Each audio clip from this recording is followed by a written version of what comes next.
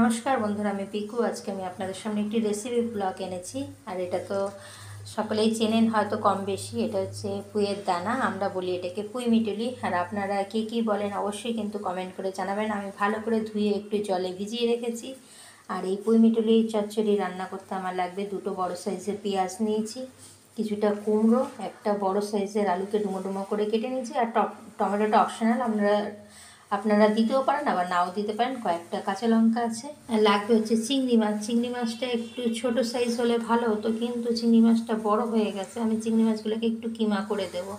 এটার সাথে একটু ছোট সাইজের চিংড়ি হলে বেশ ভালো মজে। যাই হোক, যা পাওয়া গেছে সেটাই এনেছে, আর সেটা দিয়েই আমি রেসিপিটি তৈরি করে আপনাদের সামনে আনবো। এখন আমি কড়াইতে তেলটা দিয়ে দিচ্ছি। তেলটা গরম হোক, কারণ আমি একটু মাছগুলোতে নুন হলুদ মাখিয়ে নিই। বন্ধুরা, এখন আমি মাছগুলোর মধ্যে ভালো করে নুন হলুদটা মাখিয়ে নিলাম। বন্ধুরা, তেলটা কিন্তু আমার গরম হয়ে গেছে। এখন মাছগুলোকে আমি ছেড়ে দেবো। এখন এই মাছগুলোকে ভেজে নেব আমি।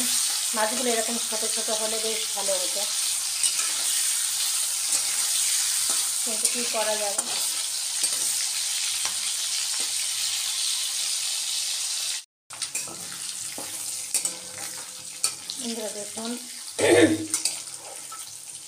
বন্ধুরা দেখুন মাছটা কিন্তু বেশ ভাজা হয়ে এসছে। এরপর আমি আর বেশি ভাজবো না, এবার আমি নামিয়ে নেবো মাছটাকে। আর এই মাছ ভাজার তেলের মধ্যে দিয়ে দেবো জিরে, তেজপাতা, শুকনো লঙ্কা ফোড়ন। আর যদি চিংড়ি মাছ ছাড়া করেন তবে পাঁচফোড়ন দেবেন। আর মাছ দিলে পরে একটু জিরে ফোড়নটা দিলেই ভালো লাগে, তার জন্যই আমার জিরে ফোড়নটাই দেওয়া। আর এখন ফোড়নটা হয়ে গেছে, এখন আমি আলুগুলোকে দিয়ে দেবো।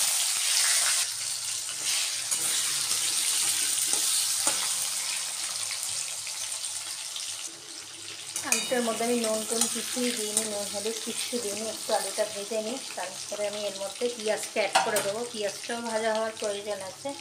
দুটো যে পেঁয়াজ আমি দিয়ে দিলাম।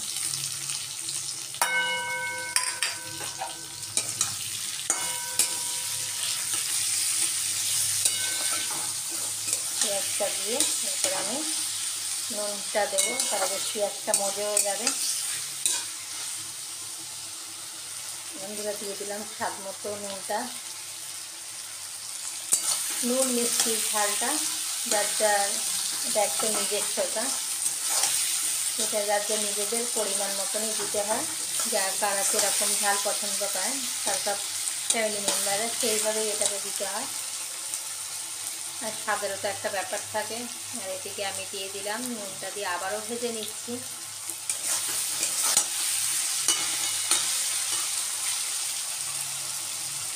এর মধ্যে আমি এরপরে অ্যাড করব কুমড়োটা।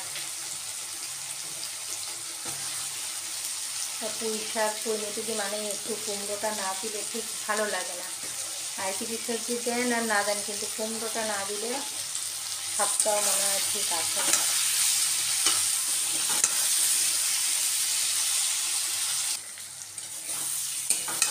দেখুন বন্ধুরা, বেশ সুন্দর কালারটা ধরে গেছে। এরপর আমি এর মধ্যে একটু টমেটোটা আর কাঁচা লঙ্কাটা অ্যাড করে দেবো। টমেটোটা আপনারা অপশনাল, দিতেও পারেন, আগেও বলেছি, আবার না দিলেও চলবে।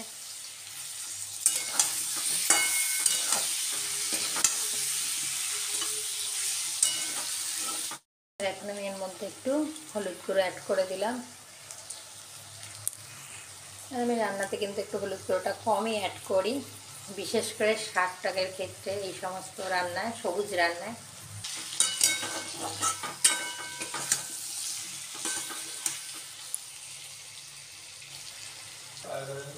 আর এখন এর মধ্যে আমি পুঁই মিটুলিগুলো অ্যাড করে দেবো।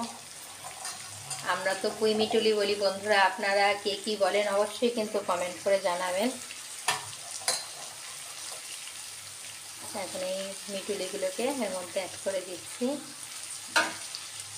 দিয়ে আবারও ভালো করে নেড়ে চেড়ে একটু ঢাকা চাপা দেবো। মিশিয়ে নিয়ে বন্ধুরা আমি আসছি।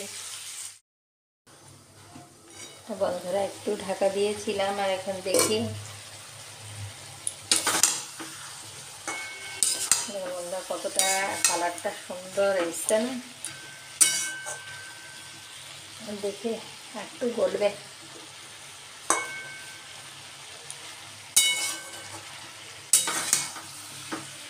এর মধ্যে এখন আমি চিংড়ি মাছটা অ্যাড করবো। বন্ধুরা দেখুন আবার একটু ঢাকা চাপা দিয়েছিলাম, বেশ একটু জল বেরিয়েছে, এই জলেই রান্নাটা হয়ে যাবে। আর এখন এর মধ্যে চিংড়ি মাছটা অ্যাড করে দিই।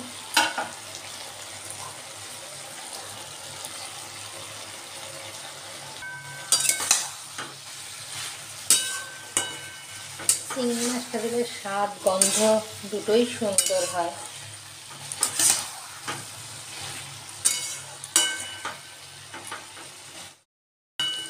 বন্ধুরা এই যে আমার পুরো রান্নাটা রেডি। আর এখন দেখুন সমস্ত এক জায়গায় হয়ে গেছে, একদম টমেটোর চচ্চড়ি রেডি চিংড়ি মাছ দিয়ে। আর এখন একটু আমি মিষ্টিটা অ্যাড করবার মধ্যে, আর এদিকে একটু আমি মিষ্টি অ্যাড করে দিচ্ছি। আর মিষ্টিটা তো না দিলে স্বাদটা আসবেই না। বন্ধুরা এদিকে আমার হয়ে গেছে পুরো রেডি, আর এখন আমি নামিয়ে নিচ্ছি। বন্ধুরা এখন আমি সার্ভ করে নিচ্ছি। টমেটোর চচ্চড়ি পুরো আমার রেডি চিংড়ি মাছ দিয়ে। আর আপনাদের কীরকম লাগলো অবশ্যই কিন্তু কমেন্ট করে জানাবেন বন্ধুরা। বন্ধুরা এই যে আমার পুঁইমিটুলি চচ্চড়ি পুরো রেডি চিংড়ি মাছ দিয়ে। আর আজকের এই রেসিপিটি আপনাদের কীরকম লাগলো বন্ধুরা অবশ্যই কমেন্ট করে জানাবেন। আর ভালো লাগলে লাইক কমেন্ট শেয়ার করবেন বন্ধুরা। টাটা। আমার সকল বন্ধুদেরকে অনেক অনেক ভালোবাসা, ধৈর্য ধরে এত সময় আমার ভিডিওটি ওয়াচ করবার জন্য।